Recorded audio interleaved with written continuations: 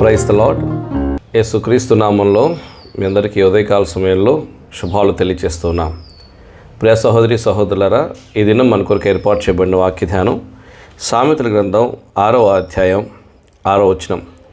సోమరి చీమల యొద్దకు వెళ్ళుము, వాటి నడతలు కనిపెట్టి జ్ఞానము తెచ్చుకొనుము. దేవుడు ఈ మాటలు మన వినికిడిలో దీవించునుగాక. ప్రియమైన సహోదరి సహోదరులారా, ఈ ఉదయకాల సమయంలో మరి లోకంలో మానవులు అనేక రకాలుగా ఉంటారు. ఒక్కొక్కరి స్వభావం ఒక్కో రకంగా ఉంటుంది, ఒక్కొక్కరి విధానం ఒక్కొక్క రకంగా ఉంటుంది, ఒక్కొక్కరి మనస్తత్వం ఒక రకంగా ఉంటుంది, ఒక్కొక్కరి చర్య ప్రతిచర్య విధానాలు ఒక్కొక్క రకంగా ఉంటాయి. దేవుడు ఒక్కొక్కరికి ఒక్కొక్క విధానంలో మరి వారి యొక్క ఆలోచన శక్తిని ఉంచుతూ వచ్చాడు. వారందరూ వాటిని ఎలా వాడతారో దేవుడు చూస్తూ ఉంటాడు. అందుమాత్రమే కాదు, వీరందరి మధ్యలో ధనవంతులు ఉంటారు, పేదవారు ఉంటారు, బలమైన వారు ఉంటారు, తెలివైన వారు ఉంటారు, తెలివి లేని వారు ఉంటారు, జ్ఞానులు ఉంటారు, అజ్ఞానులు ఉంటారు, తెలివి తక్కువ వారు ఉంటారు, చదువుకున్న వారు ఉంటారు, చదువు లేని వారు ఉంటారు, కొన్ని భాషలు తెలిసిన వాళ్ళు ఉంటారు, తెలియని వాళ్ళు ఉంటారు, పనులు చేయగలిగే వాళ్ళు ఉంటారు, చేయలేని వారు ఉంటారు. వీరందరి మధ్యలో ఒక భయంకరమైనటువంటి, లేకపోతే సమాజాన్ని ఆత్మీయతను నాశనం చేసేటువంటి మనుషులు ఉన్నారు. వారు సోమరులు. సోమరితనం చాలా భయంకరమైనటువంటి విషయం. సోమరితనం అనేది మనుషుల్లో ఉండడం చాలా అపాయం. దాని ద్వారా వారికి, వారి చుట్టూ ఉన్నవారికి ఎంతో నష్టాన్ని వారు తీసుకొస్తారు. సోమరితనం మరి ఎంతో భయంకరమైంది.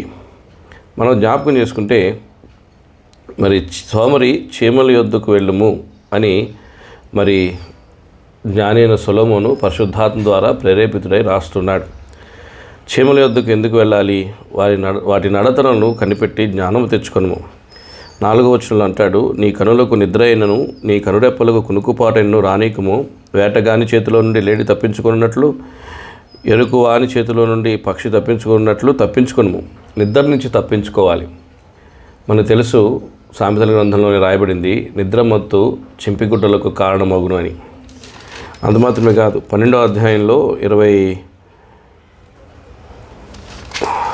వచనంలో శ్రద్ధగా పని చేయవారు ఏలుబడి చేయుదురు, సోమరులు వెట్టి పనులు చేయవలసి వచ్చును అని కూడా రాయబడింది. పౌలు కూడా పరిశుద్ధాత్మ చేత ప్రేరేపితుడై ఎవరూ పని చేయకుండా భోజనం చేయకూడదని క్రైస్తవులకు ఆజ్ఞాపించాడు.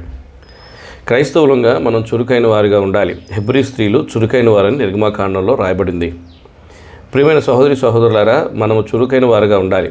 మీ పిల్లలు చదువు సరిగా రాకపోయినా పర్వాలేదు, లేకపోతే బలంగా లేకపోయినా పర్వాలేదు, అందంగా లేకపోయినా పర్వాలేదు, సోమరులు కాకుండా చూసుకోండి.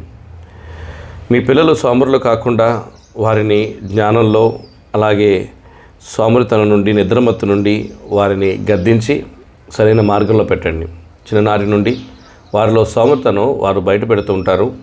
మీరు వాటిని ఒప్పుకోకండి. మన పిల్లలు ఏ స్థాయిలో ఉన్నా ఆనందంగా బ్రతకగలుగుతారు, కానీ సోమరులుగా ఉంటే మాత్రం బ్రతకలేరు, వెట్టి పనులు చేయాల్సి వస్తుంది.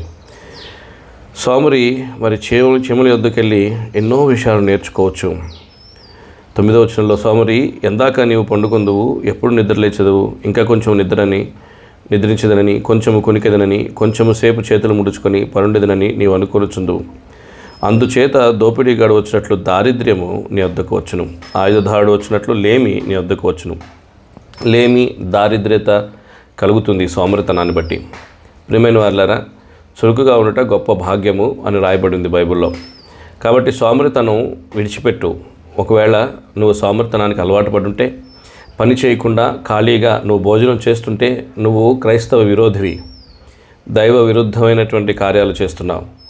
ప్రియమైన సహోదరి సహోదరులారా, మరి నీ స్థితిలో నీవు కష్టపడి పని చేస్తున్నావా?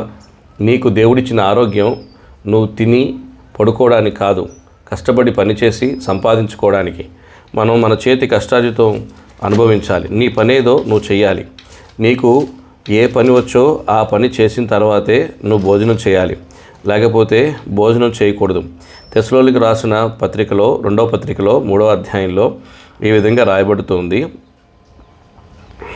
10వ వచనంలో, మరియు మేము మీ వద్ద ఉన్నప్పుడు ఎవడైనాను పని చేయని వల్ల నీడల వాడు భోజనము చేయకూడదని మీకు ఆజ్ఞాపించింది కదా. మీలో కొందరు ఏ పనియూ చేయక పరుల జోలికి పోవచ్చు, అక్రమంగా నడుచుకొనుచున్నారని వినుచున్నాము.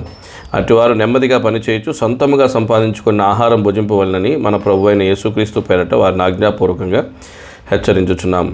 కాబట్టి ఇక్కడ మనం జ్ఞాపకం చేసుకుంటే, సొంతంగా పనిచేసి నువ్వు సంపాదించింది నువ్వు తినటం ఎంత బాగుంటుంది. ఎవరో సంపాదించింది తింటుంటే కొద్దిగైనా సిగ్గనిపించదా? ఎవరో సంపాదన మీద, ఎవరో ఆదాయం మీద నువ్వు ఆధారపడుతుంటే కొద్దిగైనా సిగ్గనిపించదా? సోమరి, లేచి పని చేయి. పని చేయటం నేర్చుకో, కష్టపడు. నీ చేతులకు పని నేర్పించు. నీ కాళ్ళు పని కొరకు పరిగెత్తేటట్టు సిద్ధపరచు. నీ శరీరాన్ని, నీ దేహాన్ని పని కొరకు నిలబెట్టుకో. నీకు దేవుడు అప్పచెప్పిన పని నమ్మకంగా చేయి. నీకు దేవుడు అప్పచెప్పిన పని శ్రద్ధగా చేయి. మీరు కనుక ఇంకా సోమరితనం నుంచి బయటికి రావాలంటే ఎలా మనం నడుచుకోవాలో పేతురు రాసిన 2వ పత్రికలో 1వ అధ్యాయంలో 6, 7, 8 వచనాలు చదవండి, ధ్యానించండి. సోమరితనం నుంచి మిమ్మల్ని బయటకు తీసుకొచ్చే మార్గం పేతురు తన 2వ పత్రికలో 1వ అధ్యాయంలో 6, 7, 8 వచనాల్లో తెలియచేస్తూ వచ్చాడు. 8వ వచనం మనం 8వ వచనం వరకు చదివితే ఎలాగూ సోమరితనుడు తప్పించుకోవచ్చో పేతురు రాసిన 2వ పత్రిక 1వ అధ్యాయం 6 నుంచి 8 వరకు చదవండి. సోమరితనం నుండి దారిద్ర్యత నుండి తప్పించుకోవడానికి గొప్ప మార్గాన్ని దేవుడు పేతురు ద్వారా మనకు బయలుపరిచాడు. కాబట్టి ఈ విషయాలన్నీ జ్ఞాపకం చేసుకుంటూ సోమరులుగా ఉండకుండా చురుకైన వారిగా, దేవుని పనిలో దేవుని సేవలో మరింత చురుకైన వారిగా, సేవకులు సోమరులుగా ఉండకండి. దేవుని పని పరిగెత్తుతూ చేయండి, వేగంగా చేయండి. చాలా అవసరం. సేవకులు కూడా దేవుని పనిని, వారికి అప్పచెప్పిన పనిని వారు చేయకుండా భోజనం చేయకూడదు. ఏ రోజు నువ్వు భోజనం చేస్తున్నావో, ఏ పూట నువ్వు భోజనం చేస్తున్నావో ఆ పూట దేవుని పని చేసావా లేదా? ఆ పూట ఎవరికైనా సువార్త ప్రకటించావా లేదా? ఆ పూట ఏదైనా దైవికమైన పరిచర్య చేసి నువ్వు భోజనం చేస్తున్నావా? ఏమీ చేయకుండా సోమరిపోతు వలె తిని పడుకుంటున్నావా? పడుకుని లేచి తింటున్నావా? ఇదే నీ బ్రతుకైపోతే జాగ్రత్త. మనం పని చేయకుండా భోజనం చేయకూడదని విశ్వాసులకు చెబుతున్నప్పుడు మనకు 2 దేవుడు తీర్పు తీర్చడా? జాగ్రత్త పడాలి. సేవకులారా, సోమరులుగా ఉండకండి. బలము కలిగి, దైవికమైన ఆత్మ కలిగి, తీవ్రతతో వేగముగా పరిచర్య చేయండి, పని చేయండి. ఇది మనకు అవసరం. కాబట్టి ప్రియ సహోదరి సహోదరులారా, ఇవన్నీ కూడా మనం జ్ఞాపకం చేసుకుంటూ పని చేసుకుంటూ కష్టపడుతూ దేవుడు మనకి ఏ పని అప్పచెప్తే ఆ పని, దైవికమైన పని చేసే సేవకులు దైవికమైన పనిని, భౌతికమైన పనులు చేసే విశ్వాసులు భౌతికమైన పనిని చేస్తూ తమ కుటుంబాలను పోషిస్తూ వారి సంపాదించిన ఆహారం వారు తినగలిగినట్లుగా సిద్ధపడదాం. ఆ రీతిగా మనం చేయాలి. లేకపోతే చాలా విషయాల్లో మనం నష్టపోతాము. చాలా విషయాల్లో మనకు దారిద్ర్యత అంటుకుంటుంది. చాలా విషయాలు మనకి మేలు కలగదు. అంత మాత్రమే కాదు, లేమి పరిగెత్తుకుంటూ వస్తుంది. కాబట్టి ఇప్పుడే ప్రభునందు సరిచేసుకో, దేవునికి అప్పగించుకో. దేవుడి మాటలు మన ఇంటిలో దీవించునుగాక. ప్రార్థన. మహాకృపలైన తండ్రి, మహోన్నతుడైన దేవ, మీరు మాకు నిర్ణయించిన పనిని మేము శ్రద్ధగా ఆసక్తితో చేయునట్లు సహాయం చేయండి. సోమరితనం విడిచి కష్టపడి పని చేయడానికి సిద్ధపరచండి.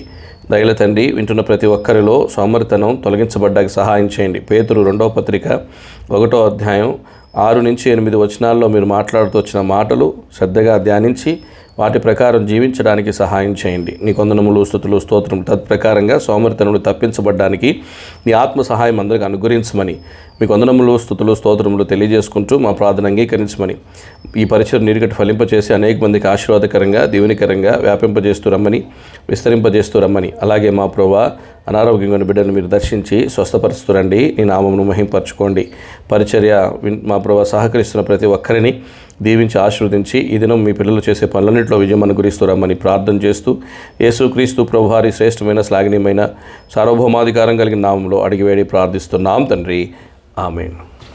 Praise the lord. దేవుడు మిమ్మల్ని దీవించునుగాక.